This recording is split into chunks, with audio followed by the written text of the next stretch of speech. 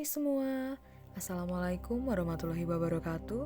Shalom, Om Swastiastu, Namo Buddhaya, berkah dalam, salam kebajikan, salam waras. Perkenalkan, kami dari kelompok 1 Agenda 2, Angkatan 59 peserta Latsar CPNS Kementerian Perhubungan tahun 2022. Pada tugas kali ini, kami memilih Jenderal Polisi Hugeng Iman Santoso sebagai salah satu role model tokoh berakhlak. Siapa sih yang tidak mengenal Kapolri anti suap, sederhana dan tidak silau dengan kemewahan? Hingga Gus Dur, Presiden keempat Indonesia, mengatakan, di Indonesia hanya ada 3 polisi yang tidak bisa disuap, yaitu patung polisi, polisi tidur, dan mantan Kapolri, yakni almarhum Jenderal Hugeng Iman Santoso. Hugeng Iman Santoso lahir di Pekalongan pada tanggal 14 Oktober 1921. Beliau adalah salah satu tokoh kepolisian yang pernah menjabat sebagai Kepala Kepolisian Negara Republik Indonesia kelima. Hugeng terkenal sebagai polisi paling berani dan jujur di Indonesia oleh media dan masyarakat. Hugeng hidup pada era di mana banyak pejabat pemerintah yang korupsi. Hugeng adalah salah satu orang tersingkat yang mengepalai Badan Kepolisian Nasional Indonesia dari tahun 1968 sampai dengan 1971. Banyak hal positif dan keteguhan Hugeng yang dapat kita teladani dan aktualisasi berakhlak dapat kita contoh dari seorang Jenderal Hugeng Iman Santoso. Berorientasi pelayanan. Teladan Jenderal Hugeng bukan hanya soal kejujuran dan anti korupsi. Hugeng juga sangat peduli dan peka terhadap masyarakat dan anak buahnya. Saat sudah menjadi Kapolri dengan pangkat Jenderal berbintang 4, Hugeng masih turun tangan mengatur lalu lintas di perempatan.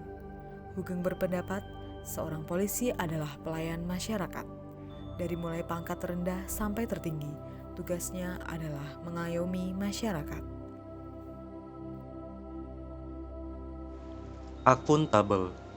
Hugeng adalah jenderal yang tak mau menerima suap 1 sen pun.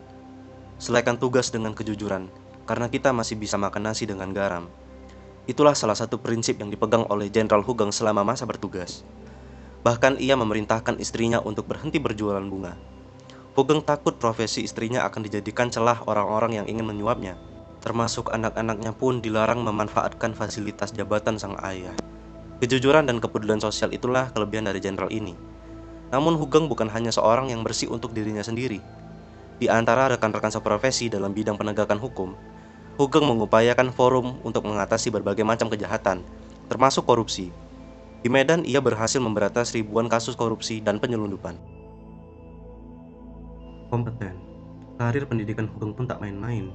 Dia adalah orang yang sangat kompeten di bidangnya. Di antaranya, yaitu pada tahun 1950, Hugeng mengikuti kursus orientasi di Provost Marshal General School pada Military Police School Fort Gordon, Georgia, Amerika Serikat. Kemudian pada tahun 1959, Jenderal Hugeng mengikuti pendidikan Brimob dan menjadi seorang staf Direktorat 2 Mabes Kepolisian Negara pada tahun 1960. Lalu setelah Hugeng pindah ke Markas Kepolisian Negara, karirnya pun terus menanjak. Beliau sangat menjunjung tinggi sifat harmonis. Hal ini ditunjukkan dengan pribadi beliau yang suka bergaul dan berbicara dengan siapa saja tanpa memandang bulu. Kesetiaan beliau terhadap NKRI tak perlu diragukan lagi. Sejak dirinya berkarir di kepolisian, beliau tetap sederhana dan tidak menerima gratifikasi apapun. Loyalitas terhadap sumpah jabatan tidak pernah beliau gadaikan terhadap siapapun.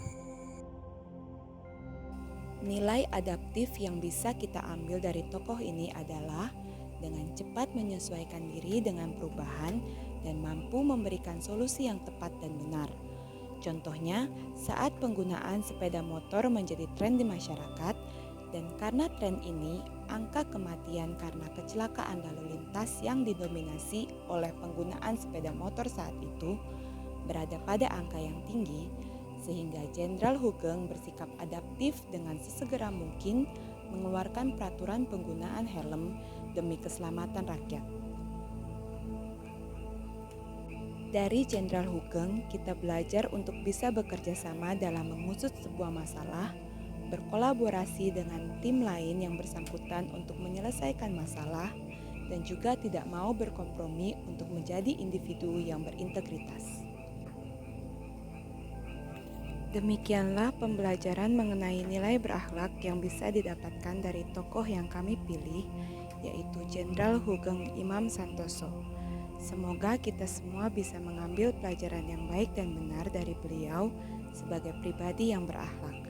Terima kasih.